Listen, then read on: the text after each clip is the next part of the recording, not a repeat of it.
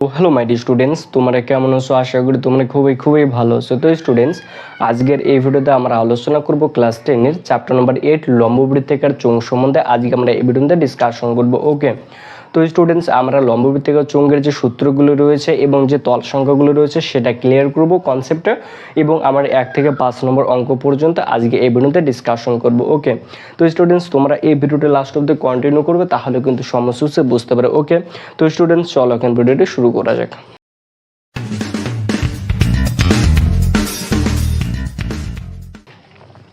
তো স্টুডেন্টস, এখানে আমরা যে চোঙটা নিয়ে আলোচনা করব সেটা অবশ্যই কিন্তু লম্ববৃত্তাকার চোঙই হবে। ওকে, তো দেখো এখানে কি বলতো, আমি একটা লম্ববৃত্তাকার চোঙ আঁকতেছি। এটা একটা কি বলতো, লম্ববৃত্তাকার চোঙ। ওকে, এটা একটা লম্ববৃত্তাকার চোঙ। তো এটা একটা লম্ববৃত্তাকার চোঙ, তাই না? এটা আমরা দেখলাম, এটা একটা কি বলতো, লম্ববৃত্তাকার চোঙ। তো এটা যে লম্ববৃত্তাকার চোঙ, এই চোঙটা নিরেট লম্ববৃত্তাকার চোঙ। কি চোঙ বলতো? নিরেট লম্ববৃত্তাকার চোঙ। নিরেট লম্ববৃত্তাকার চোঙ মানে কি বলতো, দুই দিকে ঢাকনা রয়েছে। কি রয়েছে? দুদিকে ঢাকনা রয়েছে, অর্থাৎ এটা কি বলতো, ফাঁপা নয়। ওকে, মানে এটা একটা কি লম্ববৃত্তাকার চোঙ, এটা কি বলতো, নিরেট লম্ববৃত্তাকার চোঙ। ওকে, তো এটা যদি নিরেট লম্ববৃত্তাকার চোঙ হয়, দেখো ভালো করে, এটা একটা কি নিরেট লম্ববৃত্তাকার চোঙ। ওকে, তাহলে আমি ফার্স্ট, এটা একটা নিরেট লম্ববৃত্তাকার চোঙ হয়, তাহলে এখানে কি দেখা যায় বলতো? তাহলে এর তল সংখ্যা কয়টি দেখা যায় দেখো তো। এটা যদি একটা নিরেট লম্ববৃত্তাকার চোঙ হয়, তাহলে তল সংখ্যা 3টি দেখা যায় না? কয়টা? 3টা, তাই না?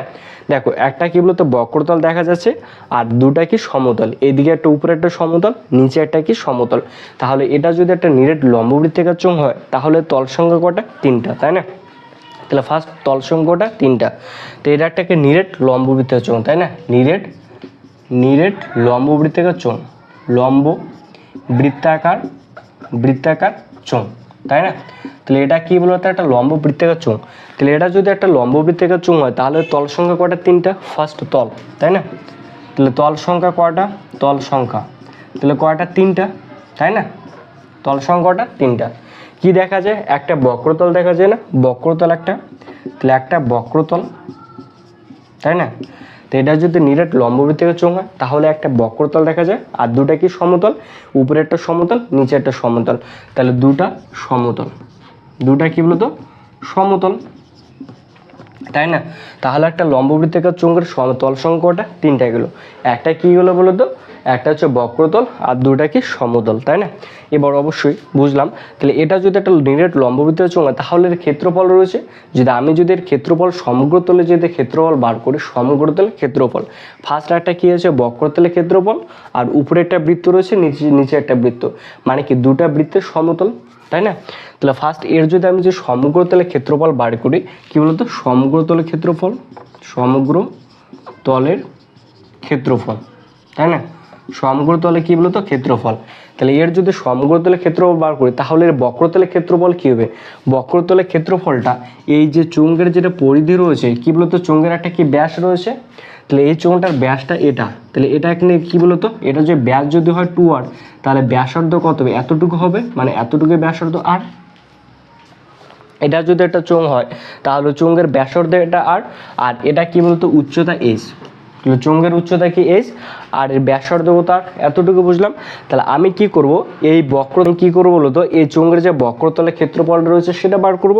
তাহলে বক্রতলের ক্ষেত্রফলটা কিভাবে বার করব?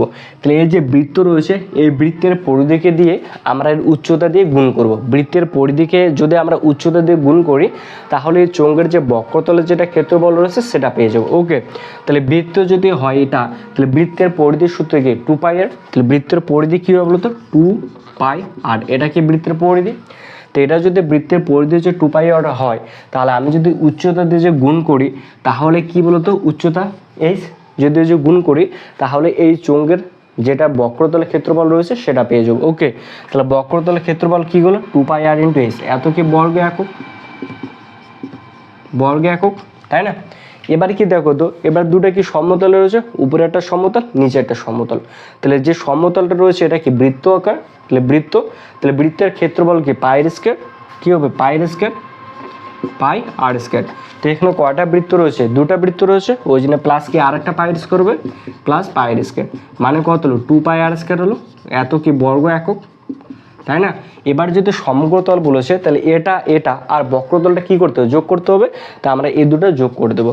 তাহলে বক্রতলের ক্ষেত্রফল কি, 2πrs প্লাস বৃত্তের ক্ষেত্রফল কি 2πr², 2πr², মানে মোট কত হলো তাহলে বলো তো, এখানে কি কত কমে যায়, 2πr কমে যায়, 2πr যদি কমন নিই তাহলে এইচ প্লাস একটা আর, এত কি বর্গ একক, তাই না?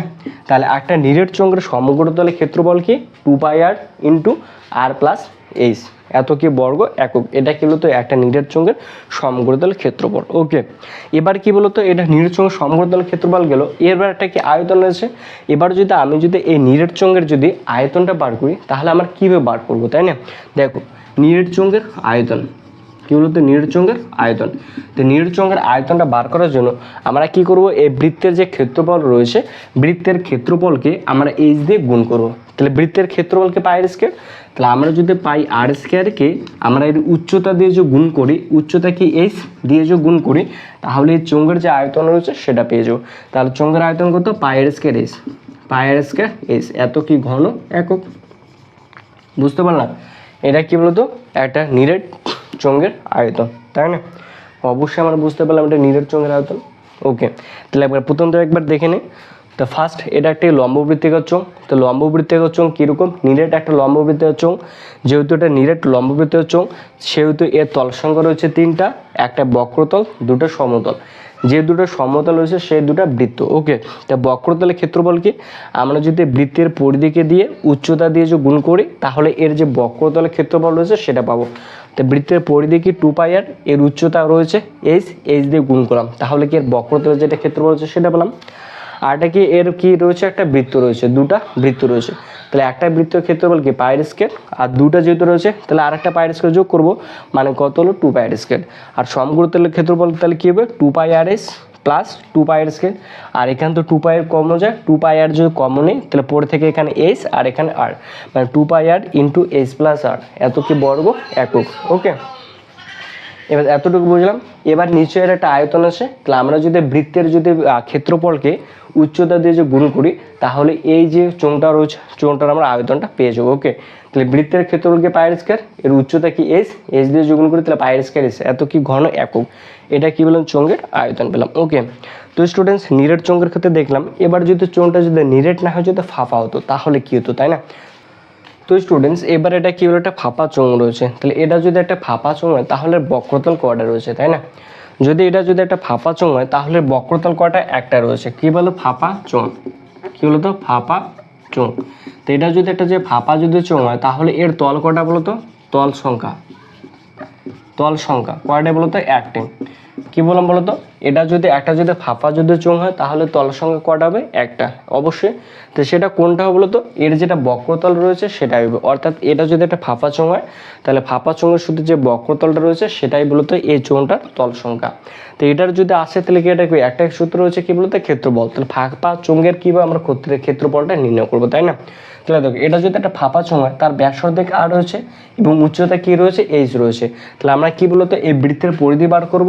তাহলে ফাঁপা চোঙের ক্ষেত্রফল, ফাঁপা তাই তল সংখ্যা কটা, একটাতে, সেটা কি বলতো বক্রতল, তাই না?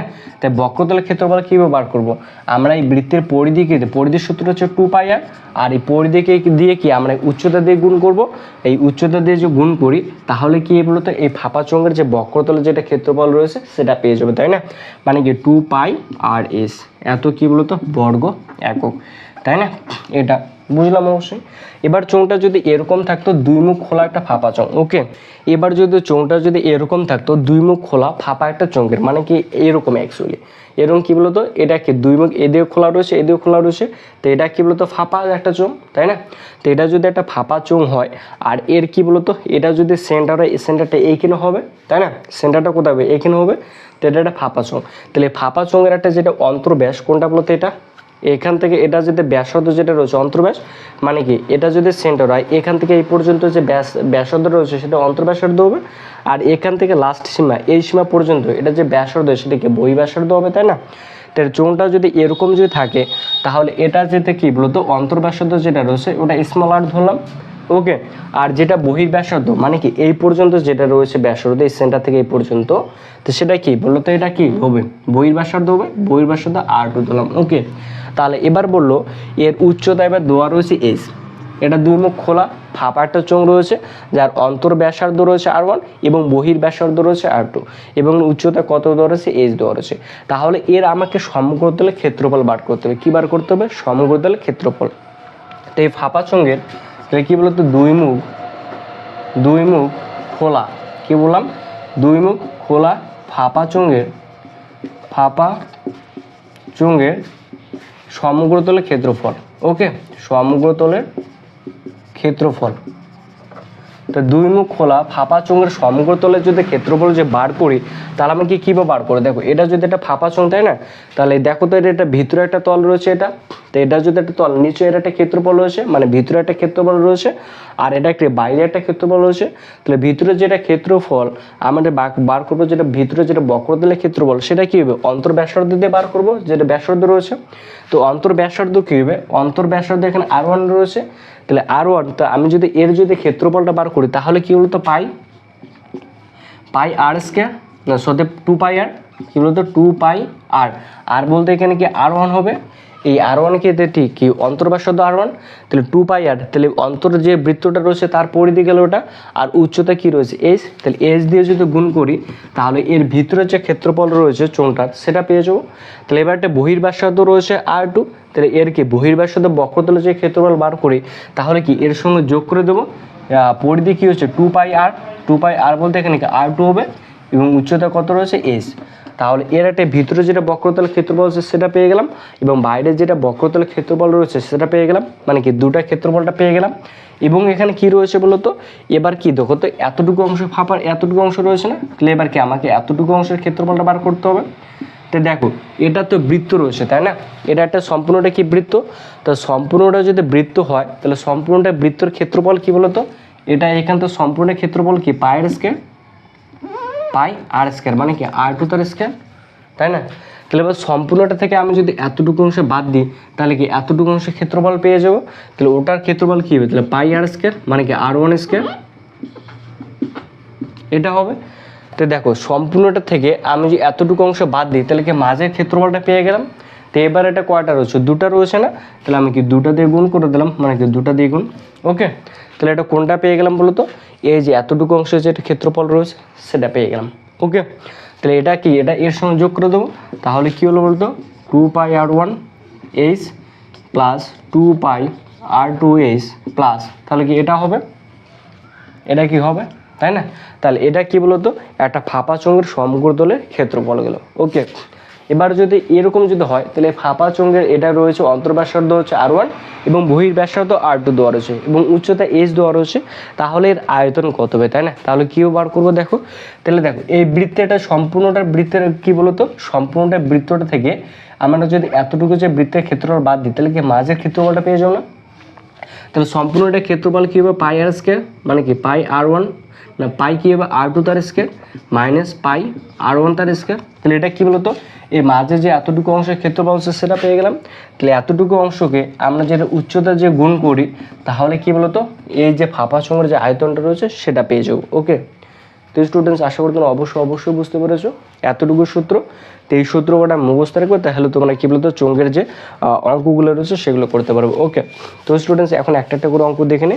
তোমরা অবশ্যই ভিডিওটা কিন্তু যারা এক নম্বর যে লাইক করো ও তো অবশ্যই লাইক করবে। ওকে, তো স্টুডেন্ট চলো 1 নম্বর অঙ্কটা করে নেবো। তো স্টুডেন্টস, এখানে 1 নম্বর অঙ্কটার ক্ষেত্রে বলেছে পাশের চিত্রে ঘনবস্তুটি দেখি এবং নিচে প্রশ্নগুলো উত্তর করি। ওকে, তো ছবিটির ঘনবস্তুটি ড্যাশ তল, তাহলে এটা একটা নীরের একটা চোঙ রয়েছে, তাহলে নীরের চোঙ কটা তল? 3টে তল, আমরা আগে আলোচনা করেছি, তাই না? দেখো, তারপর 2 নম্বর কোশ্চেনটা কি বলেছে? ছবির ঘনবস্তুটি ড্যাশটি বক্রতল এবং ড্যাশটি সমতল, তাহলে কয়টি বক্রতল? একটি বক্রতল এবং দুটি কি সমতল হবে, তাই না? অবশ্যই। এবার তারপর 2 নম্বর কোশ্চেন বলেছে আমার বাড়ির 5টি ঘনবস্তুর নাম লিখি যাদের আকার লম্ববৃত্তীয় চোঙ, তাহলে যাদের আকার কি বলছে? লম্ববৃত্তীয় চোঙ। তাহলে কি মার্কারটা দেখতে পাচ্ছ, এটা হতে পারে কলের চোঙ হতে পারে অথবা পাইপ হতে পারে, তারপরে কি এক্সট্রা ইত্যাদি হতে পারে। ওকে, এগুলি কি বলতো? লম্ববৃত্তীয় চোঙ।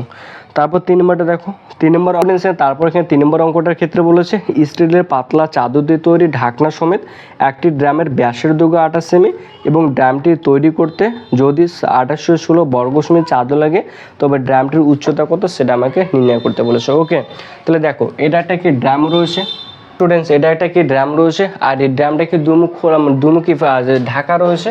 তাহলে এটা একটা কি ঢাকনা দিয়ে কি ঢাকা রয়েছে, নিচ পাশে কি বলতো ঢাকনা দিয়ে ঢাকা রয়েছে। ওকে, তাহলে এখানে এই ড্রামটির আমাকে সমগ্রতলের ক্ষেত্রফল দেওয়া রয়েছে কত, সমগ্রতলের ক্ষেত্রফল দেওয়া রয়েছে 2816 বর্গ সেমি, 2816 বর্গ সেমি।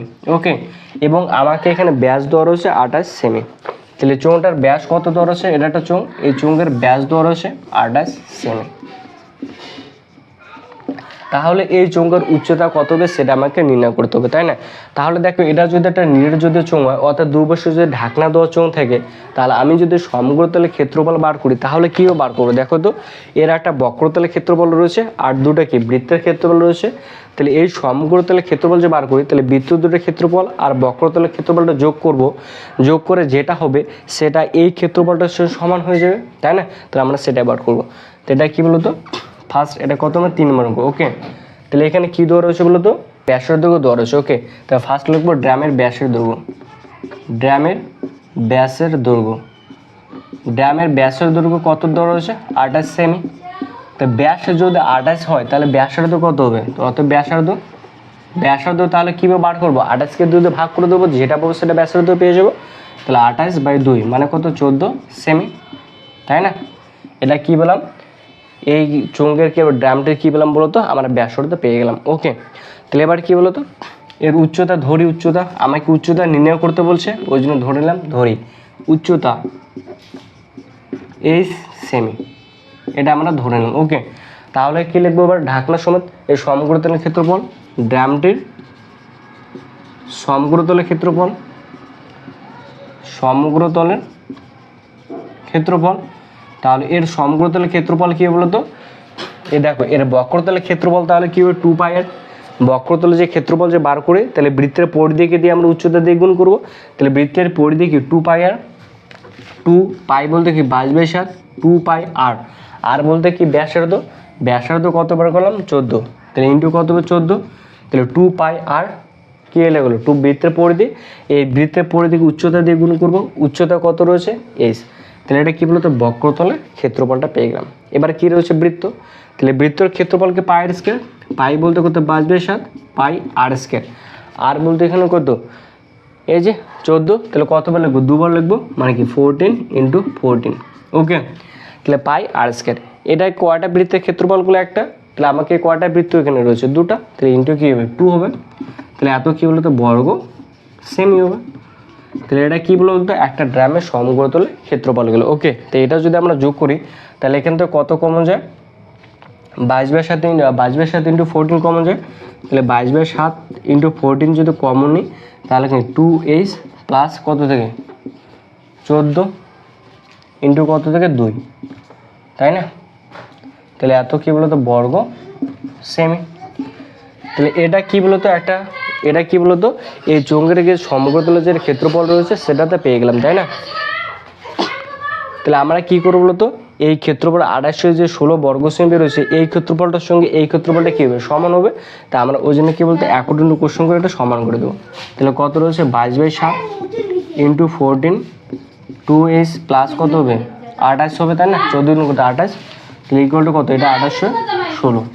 ওকে, তাহলে এটা কি 2h প্লাস কত 28 ইকুয়াল টু 2816 ইন্টু এদিকে যদি 22/7 থেকে ইকুয়াল টু এদিকে আসলে কী হবে 7/22 হবে, তাহলে 7 কত 22, তাহলে ইন্টু কী হবে 1/14, 1 কী হবে 14।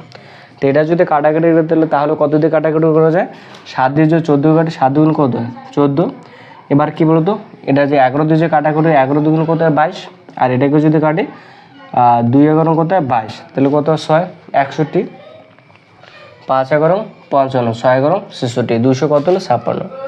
এবার কি 256 কত দিয়ে কাটাকাটি করছে 2 দিয়ে, 2 যদি কাটে তাহলে কত বলতো 2 1 2, 2 2 4, 8 2 16, এই 2 দিয়ে যদি কাটে তাহলে 6 2 কত 12, 4 2 8, এটা কিন্তু উপরে হবে। ওকে, তো উপরে জায়গা নেই ওই জন্য কিন্তু নিচে লিখলাম। ওকে, তাহলে এখানে কত হলো 64 হলো, তাই না?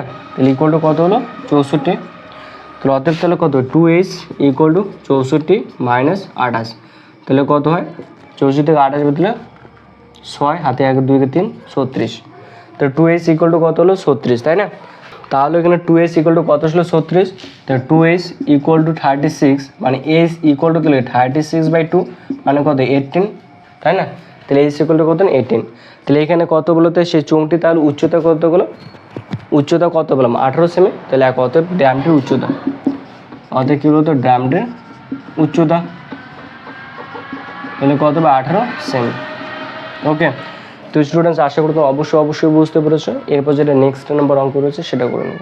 এরপর 4 নম্বর দাগের অঙ্কটার ক্ষেত্রে বলেছে একটি ঘরের বারান্দা 5.6 ডেসিমিটার ব্যাসের এবং 2.5 মিটার লম্বা দুটি বৃত্তাকার পিলার ঢালাই করতে কত ঘন ডেসিমিটার মশলা লাগবে সেটা আমাকে বার করতে বলেছে। ওকে, তাহলে কী বলছে একটি ঘরের বারান্দা 5.6 ডেসিমিটার ব্যাসের এবং 2.5 মিটার লম্বা দুটি বৃত্তাকার পিলার ঢালাই করতে কত ঘন ডেসিমিটার মশলা লাগবে, তাই না? তাহলে এখানে কয়টা পিলার রয়েছে, 2টা পিলার রয়েছে। তো এই পিলারে কী দেওয়া রয়েছে বলো তো, উচ্চতা এখানে দেওয়া রয়েছে কত 2.5 মিটার। তাহলে উচ্চতা কত দেওয়া রয়েছে এখান থেকে 2.5 মিটার, 2.5 মিটার এবং এর ব্যাস কত দেওয়া রয়েছে, ব্যাস 5.6 ডেসিমিটার। তাহলে ব্যাস কত 5.6 ডেসিমিটার, তাই না? তাহলে এই পিলার দুটো ঢালাই করতে কত ঘন ডেসিমিটার মশলা লাগবে সেটা আমাকে নির্ণয় করতে বলেছে। ওকে, তাহলে দেখো ঘন ডেসিমিটার মানে কি বলবো, ঘন ডেসিমিটার কখন আসে, যখন আমার কোনো কিছুর আয়তন বার করব তখন কি ঘন ডেসিমিটার কতটা আসে, তাই না? তাহলে ইনডিরেক্টলি বলে দিয়েছে আমাকে এই পিলারটার আয়তনটা কী হবে সেটা আমাকে বার করতে বলেছে। ওকে, তো এই পিলারটার আয়তন কীভাবে বার করব, দেখো এই পিলারটি কত নম্বর 4 নম্বর, এই পিলারের লম্ববৃত্তের পিলার লাগবে। ওকে, তো পিলারের ব্যাস কত দেওয়া রয়েছে এখানে 5.6 ডেসিমিটার, 5.6 ডেসিমিটার। তাহলে ব্যাসার্ধ কত হবে, ব্যাসের অর্ধেক ব্যাসার্ধ, তাহলে একে যদি আমি 2 দিয়ে ভাগ করে দিই তাহলে ব্যাসার্ধ পেয়ে যাবো, মানে কি 5.6/2 মানে কত 2.8, এত কি ডেসিমিটার, তাই না? এটা কি বলতো ডেসিমিটার, এটা কি বলতো পিলারের ব্যাসার্ধ গেলো এবং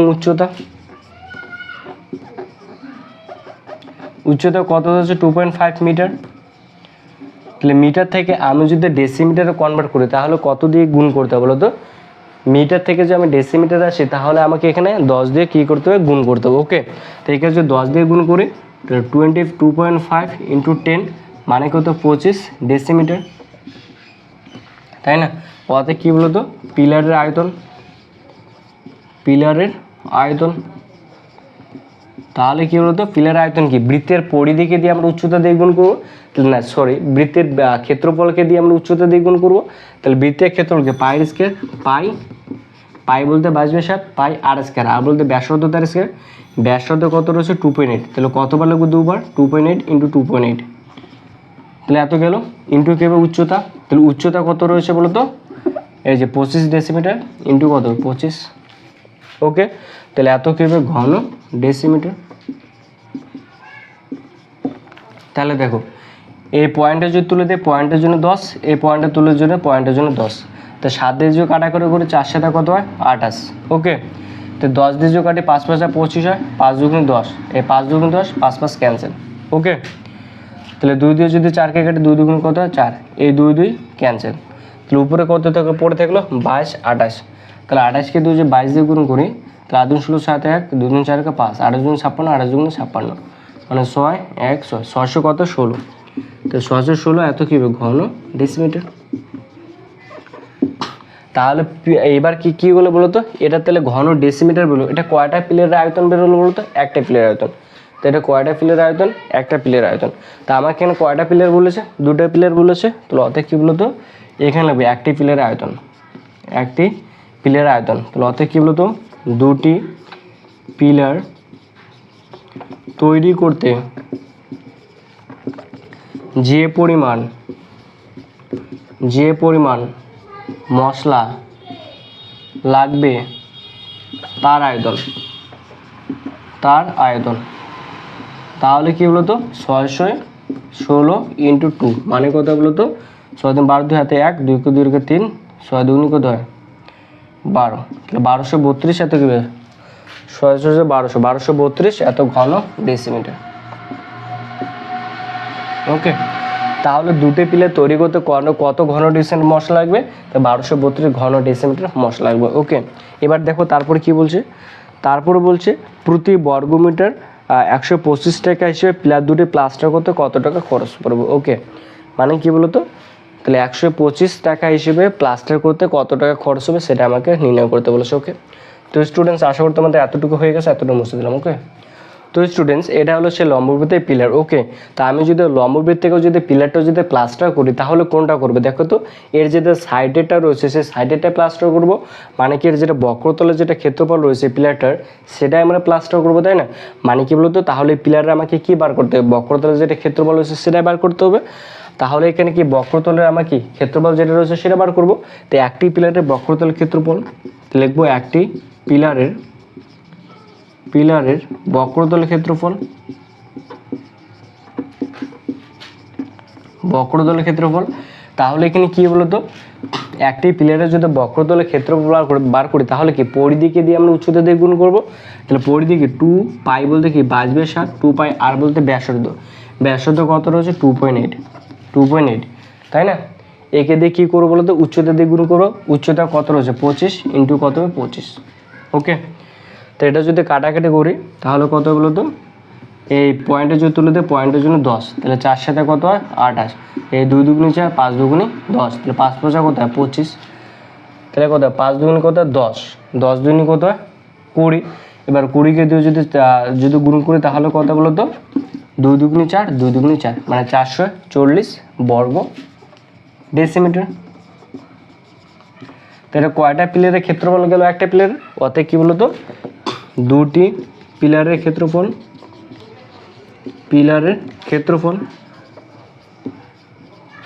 তাহলে কি হবে 440 ইন্টু 2 মানে কত হয় 880 এত বর্গ ডেসিমিটার, তাই না? তাহলে দেখো এত বর্গ ডেসিমিটার, তাহলে এখানে আমাকে বলেছে কি বলতো, প্রতি বর্গ মিটারে 125 টাকা খরচ হয়, প্রতি বর্গ মিটার প্লাস্টার করতে কত 125 টাকা। তাহলে আমার এখানে কি, এখানে ডেসিমিটার আছে বর্গ ডেসিমিটার, তাহলে বর্গ ডেসিমিটারকে আমরা কি করব, বর্গ মিটারে প্রকাশ করব। তাহলে বর্গ ডেসিমিটার থেকে যে আমি মিটারে যে প্রকাশ করি তাহলে কত দিয়ে ভাগ করতে হয়, 100 দিয়ে ভাগ করতে হয়, কত দিয়ে 100 দিয়ে। তো 100 দিয়ে যদি একে ভাগ করি তাহলে কত হয় 8.8 বর্গ মিটার। ওকে, তো দেখো, তো দুটি পিলারের ক্ষেত্রফল কতগুলো 8.8 বর্গ মিটার, সেটা কোনটা গুলো বক্রতলের ক্ষেত্রফল।